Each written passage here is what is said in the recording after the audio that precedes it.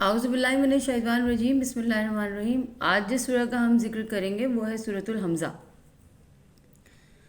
سورۃ الحمزہ میں مذاق اڑانے والوں کا ذکر ہے اور ان لوگوں کا ذکر ہے جو لوگوں کا مذاق اڑاتے ہیں اور ان کے اندر عیب جوئی کرتے ہیں، یعنی ان کی برائیاں ڈھونڈ کے بتاتے ہیں لوگوں کو۔ تو اللہ تعالیٰ نے ہمارے پیارے نبی صلی اللہ علیہ وسلم سے مخاطب اللہ فرماتا ہے کہ اے نبی، خرابی ہے اس شخص کے لیے جو سامنے طعنہ دیتا ہے اور پیٹھ پیچھے عیب جوئی کرتا ہے۔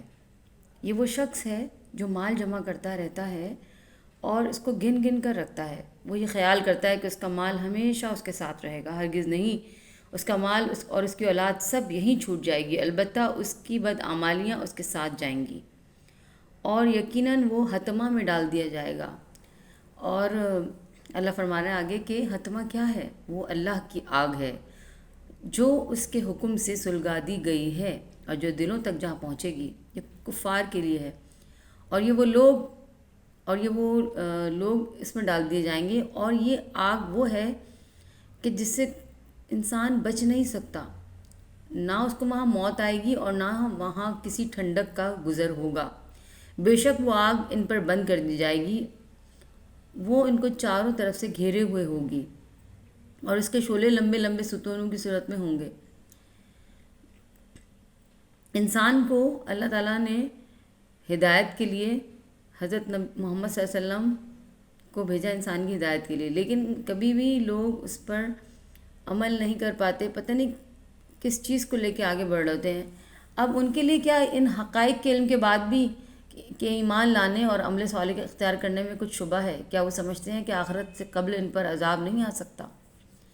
کیا ان کے سامنے وہ مثالیں موجود نہیں جہاں دنیا کی عظیم الشان قوموں کو تباہ و برباد کر دیا گیا اور ان کا نشان تک باقی نہیں رہا؟ یعنی جیسے پہلے قوموں پر عذاب آیا کرتا تھا اور جب اللہ تعالیٰ ناراض ہوتے ہیں تو عذاب بھیج دیتے ہیں۔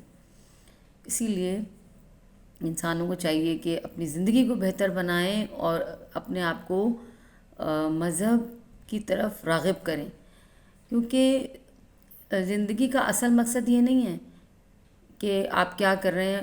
اپنی زندگی کو ڈسپلن بنانا چاہیے، قرآن کو شامل کرنا اور نماز کا پڑھنا بے انتہا ضروری ہے، کیونکہ نماز ہمیں برائیوں سے روکتی ہے، گناہوں سے بچا لیتی ہے۔ ہم بہت خوش نصیب ہیں کہ اللہ تعالیٰ نے ہمیں مسلمان پیدا کیا اور حضرت محمد صلی اللہ علیہ وسلم کا امتی بنایا، اور ہمارے لیے استغفار کا دروازہ ہمیشہ کھلا رکھا کہ اگر انسان سے کوئی غلطی ہو جائے تو وہ اس پر پشیمان ہو اور استغفار کرے اور اللہ سے توبہ کر لے۔ اللہ تعالیٰ اتنا مہربان ہے کہ وہ ہمیں ان بری چیزوں سے آگاہی دیتا ہے کہ جو قیامت میں انسان کے ساتھ رونما ہوں گی، لیکن اللہ تعالیٰ ہمیں اس لیے سمجھاتے ہیں چیز کہ ہم اپنے آپ کو ان چیزوں سے بچا کے رکھیں، کیونکہ اگر کسی کو کوئی مشکل آتی ہے تو وہ اللہ سے توبہ کرے، اللہ سے دعا کرے کہ اللہ تعالیٰ یہ ایسے مسئلے ہیں، مجھے ان سے بچا لے، تو اللہ تعالیٰ ضرور اس کی مدد فرمائیں گے اور مدد کرتا ہے اللہ۔ اور ہمیشہ اللہ تعالیٰ نے حضرت محمد صلی اللہ علیہ وسلم کی امت کے لیے ایک چیز رکھی کہ استغفار اگر وہ کریں گے تو اللہ ان کو ضرور معاف کر دے گا۔